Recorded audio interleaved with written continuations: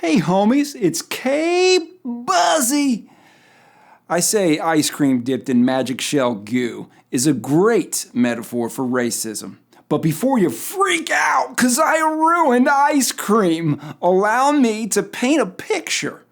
In this video, I'll lay out how the parts of an ice cream cone make pretty damn good stand-ins for laws and loopholes, criminal justice, and a plethora of racist attitudes. The most important part? Here's a hint. It's all about the thermometer. Nearly 4 centuries ago, white folks started cooking up pseudoscientific ideas of race by looking at people of various colors, physical features, and cultures, the same way they soon began to look at different flavors of ice cream. They said, this one's my favorite. Also, it's vanilla, like me, and therefore the best. But it turns out science is not just your opinion of people's essence based on how they look. Fast forward to the 20th century's end, and we finally map the human genome and learn genetically each race represents a different type of person, like each color in a piece of candy corn or a bag of M&Ms represents a different flavor. It don't. Now, if you're one of those sick fucks who chops up candy corn and only eats whites, a person who thinks green M&Ms are good luck and browns are the worst, well, you're disgusting. And if you really want each color to have a unique taste, rip open a bag of Skittles and taste the rainbow. Bam! Now you're gay. Actually, no, that's not how it works. Well, unless you believe me, in which case, run with it. Happy belated Pride. Go live your best life. But don't do it in blackface while wearing a hoodie in a gated community in Florida. I mean, you do you, just be ready to pop George Zimmerman 2.0. And even then, blackface is whackface. I shouldn't have to say that. Which leads us back to the chocolate dip, the Smucker's Magic Shell, a flavored topping that swiftly hardens to a firm shell when poured onto ice cream or any cold surface, a goth kid's heart, for example. It comes in many flavors other than chocolate, and for our example, we'll be using cupcake, which is vanilla with colorful sprinkles. This festive funfetti represents the status quo of racial attitudes. It's the saying, we have a diversity of assorted colors, so no racism here. They're the, I have black friends, but no, I suppose I don't help hire black people part of the equation. They're careful not to say the N-word in public or do cultural appropriation, and they'd rather not talk about slavery, white guilt, white privilege, Black Lives Matter, or how they secretly voted for Trump.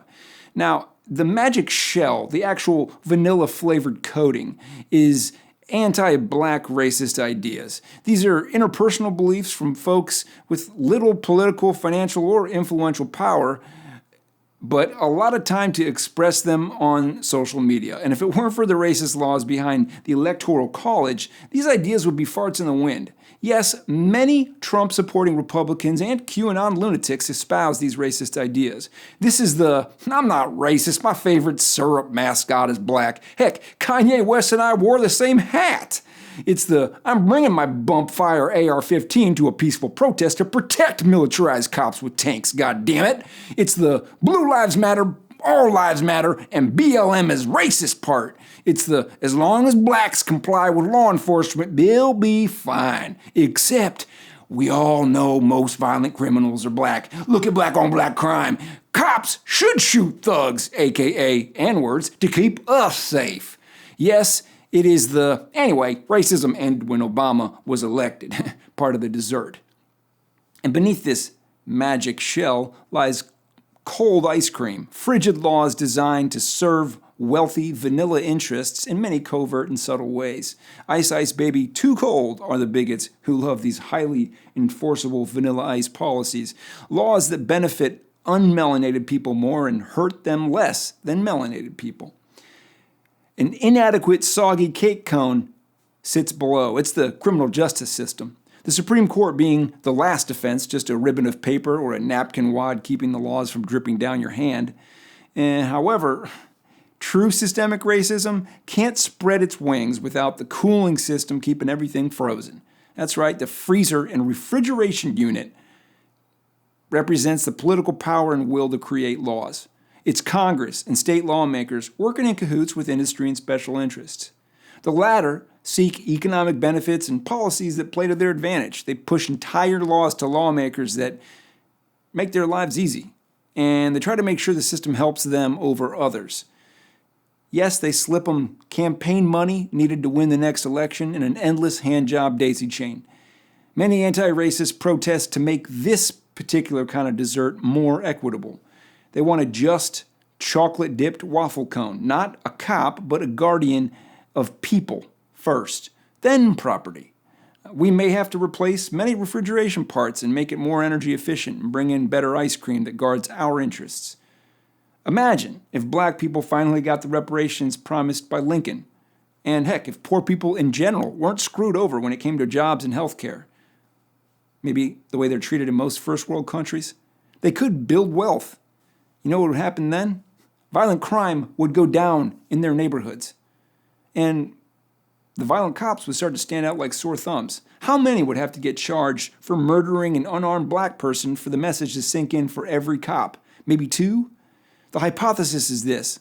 When you melt away the old ice cream, the old magic shell topping has nothing to bond to, so the beliefs go soft and drip to the floor. The ideas that firm up on the new ice cream, the new magic shell, will be more equitable.